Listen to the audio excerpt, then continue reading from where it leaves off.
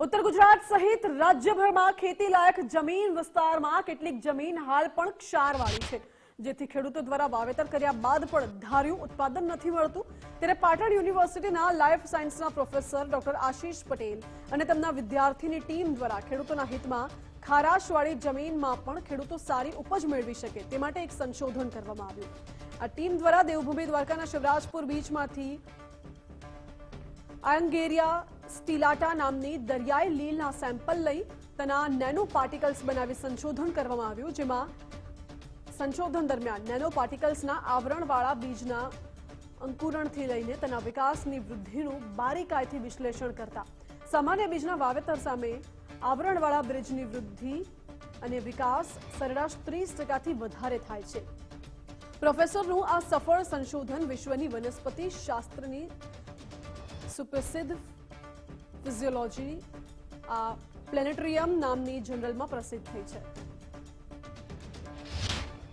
દેવભૂમિ દ્વારકાની બાજુમાં જે શિવરાજપુર બીચ આવેલો છે દરિયાકાંઠો, ત્યાંથી આ આલ્ગી આયંગેરિયા સ્ટિલાટાનું કલેક્શન કર્યું હતું, તેનો ડ્રાય પાવડર બનાવી અને એની અંદરથી સિલ્વર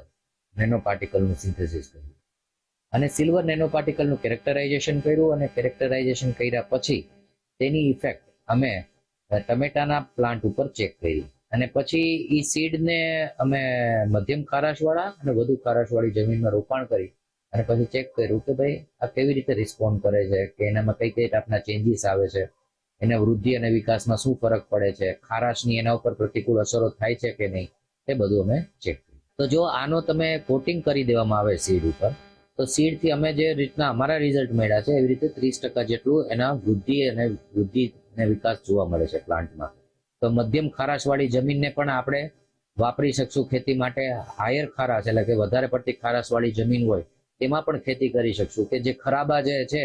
અત્યારે કે જેનો આપણે કોઈ ઉપયોગ નથી કરી શકતા, એ ખરાબાવાળી જગ્યાઓ પણ આપણે ખેતી માટે ઉપયોગ કરી શકશું। મારું સંશોધન છે નેનો પાર્ટિકલ્સમાં। નેનો પાર્ટિકલ્સ એ એવા કણો હોય જેમની સાઇઝ પાર્ટિકલ સાઇઝ હોય એ નેનોમાં હોય, એટલે એવા નેનો પાર્ટિકલ્સ અમે સિન્થેસિસ કરીએ જે 100 થી લઈને 1 નેનોમીટર સ્કેલમાં એનું સાઇઝ રહેતું હોય છે। અમે લોકોએ દરિયાઈ લીલ જે કે બહુ વધારે અમાઉન્ટમાં દરિયામાં મળી રહેતી હોય અને જે અલગ અલગ સપ્લિમેન્ટ્સ જેમ કે આપણે એન્ઝાઇમ્સ હોય કે બીજા સેકન્ડરી મેટાબોલાઇટ્સ હોય એ બહુ બધા એમનામાં મળતા હોય છે, અને એનો ઉપયોગ કરીને અમે સિલ્વર નેનો પાર્ટિકલ્સ જેવા નેનો પાર્ટિકલ સિન્થેસિસ કર્યા અને પછી એમનું અલગ અલગ પ્લાન્ટના બીજ પર આવરણ કરી અને પછી એમનું અંકુરણ શક્તિ કે અંકુરણ ક્ષમતા વધારી અને ખેડૂતોને લાભદાયક થાય એવી રીતના અમે સંશોધન કરીએ। અમે આ પ્રોજેક્ટ 6 મહિનાથી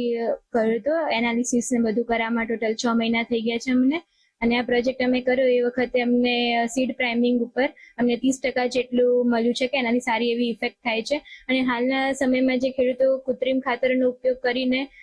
પ્લાન્ટનો ગ્રોથ ને ખેતી કરી રહ્યા છે, તો એના કરતાં આપણે કુદરતી ખાતરનો ઉપયોગ કરીને કરીએ ને તો આપણે પ્લાન્ટમાં જે રોગ પ્રતિકારક ક્ષમતા પણ વધારી શકાય અને જે હાલના ડિસીઝ કે પ્લાન્ટમાં જે રોગ આવી રહ્યા છે એનાથી પણ આપણને બચાવી શકાય, કેમ કે આમાં અમે કુદરતી જ વસ્તુનો બધો ઉપયોગ કરીને બધું જ કામ કર્યું છે, એમાં કોઈ કેમિકલ કે એવું કંઈ યુઝ કર્યું નથી। એટલા માટે આ ખેડૂતોને વધારે સારા પ્રમાણમાં કુદરતી રીતે